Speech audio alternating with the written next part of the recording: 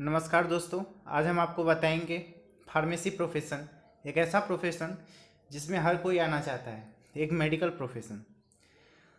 जो स्टूडेंट 10वीं और 12वीं में हैं या फिर फार्मेसी कर रहे हैं उनके लिए ये वीडियो बहुत ही महत्वपूर्ण होने वाला है। तो चलिए दोस्तों, बिना टाइम गंवाए हम इस वीडियो को स्टार्ट करते हैं। जब हम लोग फार्मेसी वर्ड सुनते हैं तो हमारे मन में बस यही ख्याल आता है कि फार्मेसी मतलब एक बस मेडिकल स्टोर। पर दोस्तों, ये फार्मेसी कोर्स खाली मेडिकल स्टोर तक ही नहीं सीमित है। इसमें हम बहुत सारा स्कोप होता है और जॉब भी बहुत अच्छा रहता है। और हमारा जो पेमेंट होता है, पर मंथ सैलरी होता है, वो भी बहुत अच्छा मिलता है हमें। जो स्टूडेंट डॉक्टर बनना चाहते हैं और डॉक्टर का डिग्री परस्यू नहीं कर पाते हैं कॉम्पिटिटिव एग्ज़ाम जैसे नीट के कारण, तो उनके लिए ये डिग्री बहुत ही अहम हो जाता है। तो चलिए हम जान लेते हैं आखिर फार्मेसी होता क्या है। Pharmacy is the art of science of preparing and dispensing medications, the provision of drug information, interpretation of prescription of orders, the compounding, labeling, drug product selection and drug utilization reviews, patient monitoring and the intervention।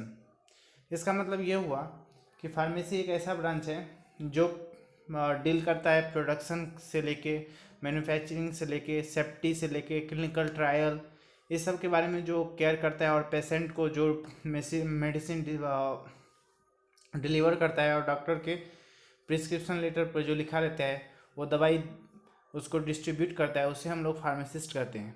ये एक जाना माना career माना जाता है। चलिए इसमें हम आज जानेंगे कि कितने तरह के फार्मेसी होते हैं। वैसे तो 3-4 तरह के फार्मेसी कोर्स होते हैं, जैसे कि फार्म डी फार्म और बी फार्म और एम फार्म।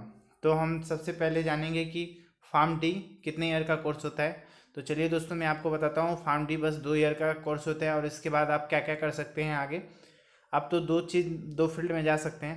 पहले तो आप प्रैक्टिस सेटिंग्स में जा सकते हैं, जैसे आप खुद का प्रैक्टिस कर सकते हैं या फिर किसी हॉस्पिटल में जॉब कर सकते हैं या फिर किसी क्लिनिक में जैसे किसी डॉक्टर के साथ उसके हेल्पिंग पर्सन बन सकते हैं या हेल्पिंग हैंड बन सकते हैं। अदर थिंग्स में जैसे आप किसी एकेडमिक में जा सकते हैं, वहाँ पे लैब टेक्नीशियन बन सकते हैं या फिर टीचिंग स्टाफ्स बन सकते हैं या फिर क्लिनिकल एरिया में क्लिनिकल रिसर्चिंग एरिया होता है, वो बहुत ही डेवलपिंग एरिया है, वहाँ पे आप जा सकते हैं या फिर रेगुलेटरी एरिया में जा सकते हैं। अगर आप इंडस्ट्री में इंटरेस्टेड हैं या फिर प्रोडक्शन में इंटरेस्टेड हैं तो प्रोडक्शन में जा सकते हैं, क्वालिटी कंट्रोल में जा सकते हैं, क्वालिटी एश्योरेंस में जा सकते हैं, रिसर्च एंड डेवलपमेंट में जा सकते हैं, पैकेजिंग में जा सकते हैं। जो ड्रग मैन्युफैक्चर होता है उसके बाद पैकेजिंग बहुत ही अहम होता है, उसमें जा सकते हैं या फिर रेगुलेटरी में जा सकते हैं। अगर आप इंटरेस्टेड हैं कि अगर आप मार्केटिंग में इंटरेस्टेड हैं तो सेल्स एंड मार्केटिंग में भी जा सकते हैं। तो चलिए अब हम आपको बताएंगे बी फार्म के बाद क्या क्या जॉब अपॉर्चुनिटीज़ होता है। तो चलिए दोस्तों, सबसे पहले हम बात कर लेते हैं सेल्स की।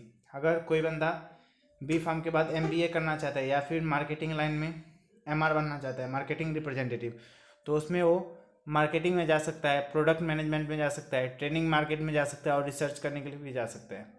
अगर कोई बंदा इंटरेस्टेड है कि अगर वो हॉस्पिटल में काम करना चाहता है वो तो हॉस्पिटल फार्मासिस्ट बन सकता है। अगर कोई गवर्नमेंट जॉब लेना चाहता है तो बहुत ही रिस्पेक्टेड जॉब है, जैसे कि ड्रग इंस्पेक्टर, हॉस्पिटल फार्मासिस्ट। आप एमपीएससी का एग्ज़ाम का तैयारी कर सकते हैं और आरआरबी का भी तैयारी कर सकते हैं। और हम अगर कोई इंटरप्रेनर बनना चाहता है या फिर बिजनेसमैन बनना चाहता है तो वो बहुत सारा लाइसेंस इशू होता है बी फार्म डिग्री के बाद, जैसे कि है अपना होलसेल, रिटेल, मार्केटिंग और आप एक्टिव ड्रग का भी आप इंग्रेडिएंट का भी आप सप्लाई कर सकते हैं। अगर आप एकेडमिक में जाना चाहते हैं तो आप as assistant professor D pharmacy के स्टूडेंट को पढ़ा सकते हैं और आप जैसे कि कॉम्पिटिटिव एग्जाम के लिए भी प्रिपरेशन कर सकते हैं, जैसे कि आईएएस, आईपीएस, एमपीएससी। ठीक है, अभी चलिए हम लोग प्रोडक्शन का बात कर लेते हैं। प्रोडक्शन में आपका आ जाता है quality assurance, quality control, stores, इसमें जा सकते हैं। उसके बाद हम लोग रिसर्च एंड डेवलपमेंट में इंटरेस्टेड है, ये भी एक ग्रोइंग फील्ड है आजकल दिख रहा है, तो इसमें आप जा सकते हैं फॉर्मुलेशन में, ड्रग डिस्कवरी में, एनालिटिकल मेथड डेवलपमेंट में। और अगर आप बायोटेक्नोलॉजी, आजकल तो आप जानते ही हैं कि कितना जेनेटिक इनहेरिटेंस होता है, अगर आपको कुछ नया प्रोडक्ट चाहिए तो वहाँ पे बायोटेक्नोलॉजी बहुत ही काम करता है, ये भी एक डेवलपिंग फील्ड है। तो इसमें आप जा सकते हैं डाउन स्ट्रीमिंग प्रोसेसिंग में, जेनेटिक इंजीनियरिंग में, एक्सेट्रा एक्सेट्रा। ठीक है, चलिए अब हम सबका ओवरऑल व्यू लेते हैं। What is career after D pharm, B pharm as well as M farm.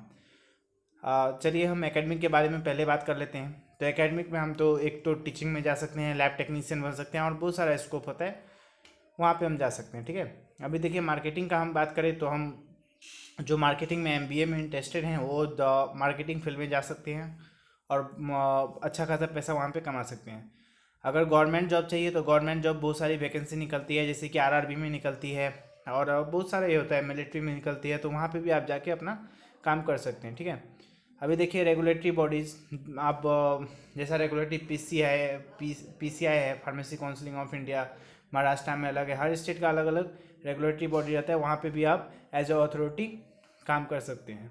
आप अपना केमिस्ट शॉप भी खोल सकते हैं या फिर इंटरप्रेन्योर बन सकते हैं, अपना बिजनेस कर सकते हैं।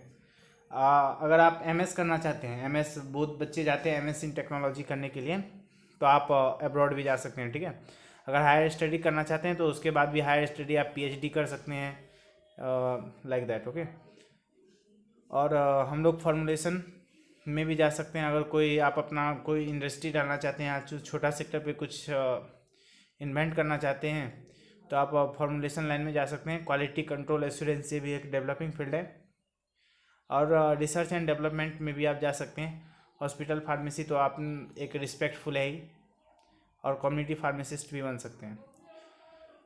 हमें उम्मीद है कि ये वीडियो आपको पसंद आई होगी। अगर पसंद आई तो हमारी वीडियो को लाइक करें, सब्सक्राइब करें और अपने फ्रेंड के साथ शेयर करना ना भूलें। धन्यवाद दोस्तों, हम फिर मिलेंगे एक नई वीडियो के साथ।